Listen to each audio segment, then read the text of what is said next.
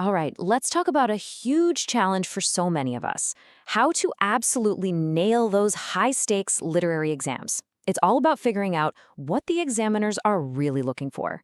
Today, we're going to crack that code. So picture this, right? You're staring at this super dense, complex piece of literature. The clock is just ticking away, and you're thinking, how on earth do I turn this into a top-scoring analysis? It's the big question, isn't it? Well, don't worry, because today we're laying out the exact blueprint. Okay, so first things first, we need to understand the battlefield. And for our case study, we're going to look at the CCTLI exam.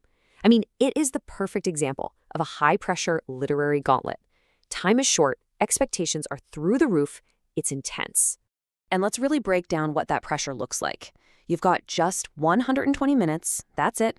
Part 1 demands 2 sharp theoretical answers, and you're capped at 250 words each. Part 2 is a guided analysis of a text fragment. I mean, look at this. There is absolutely zero room for fluff. Every single word has to pull its weight. So where do most people mess up? Well, the official documents are super clear about this.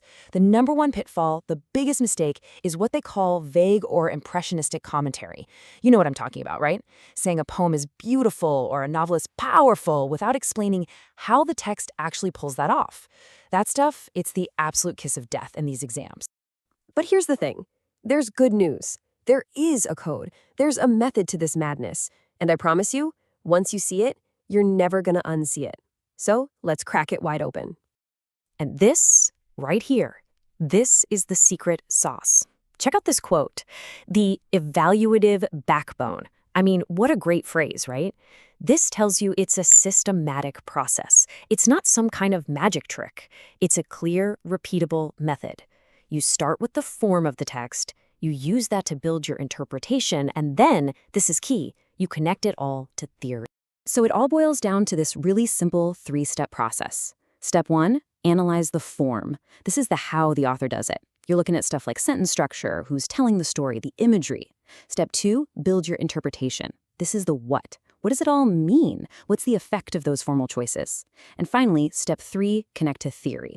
This is the big why. Why does any of this matter in the larger critical conversation?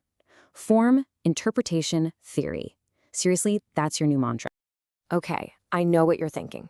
That sounds great on paper, but what does it actually look like in practice? Well, let's get into it. Let's see how this method works across the different literary genres you're going to face. Think of this slide as your analysis toolkit. So for narrative text, you're going to want to zero in on things like narrative voice, who's telling the story, and focalization. That's a fancy word for through whose eyes are we seeing the story. When you get to drama, it's all about the dialogue, of course, but also, and this is so important, the stage directions, the stuff that isn't said out loud. And for poetry, you're diving into things like syntactic density, basically how much meaning is crammed into every single line. This isn't just a random list, you guys. This is your roadmap for spotting those crucial formal features. Let's make this super concrete. Take Kate Chopin's The Awakening. The sea in that novel isn't just a backdrop, right? It's a formal, symbolic space. So by analyzing that form, the sea as a symbol, you can build the interpretation that it represents his double-edged sword for Edna, freedom, but also dissolution. See? Form leads you right to interpretation. It's that simple.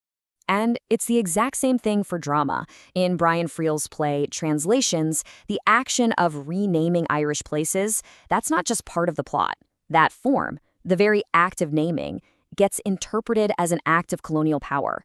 It's not just about what the characters are saying, it's about what they're doing. And one more, for poetry. Let's look at Elizabeth Bishop's poem, Roosters. That recurring image, the sound of the rooster, it's not really about a barnyard animal, is it? No way. That formal element, that symbol, leads you straight to an interpretation about aggressive masculinity, even militarism. You see the pattern here? Form, then interpretation, every time. All right, now for the final piece of the puzzle. This is the part that takes your analysis from good to great.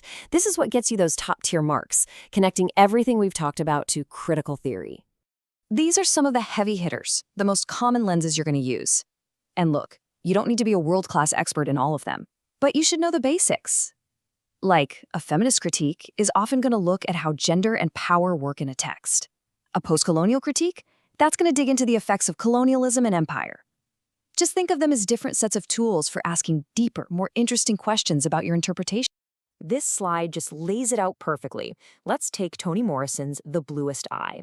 If you put on your feminist criticism glasses, you might focus on how these imposed standards of beauty crush the female characters.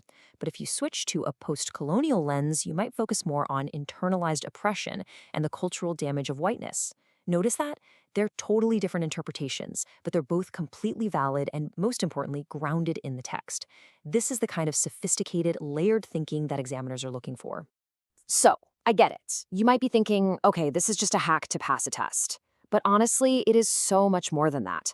This methodical approach, form, interpretation, theory, it's the foundation of all strong, clear, persuasive critical thinking. This is how academic arguments are built, period. From a first-year university essay all the way up to a published paper. Okay, let's pull this all together into your final exam game plan, a checklist you can use for any text. Number 1, contextualize. Quick and easy. Who wrote it? When? What's the literary movement? 2, analyze the form. Don't go crazy, just pick 1 or 2 dominant features. 3, interpret the meaning. Tell us what that form does. 4, apply theory. Connect your interpretation to a critical framework. And 5, conclude. Just wrap it up by reinforcing your main point. That's it. It's a disciplined, powerful, and repeatable way to structure any analysis. And that brings us to one last big idea to chew on. Once you've mastered this whole method of breaking a text down, are you just a detective revealing what was always there? Or are you more like an artist, actively creating a totally new way to see the world through that text? It's a great question, right? Something to think about.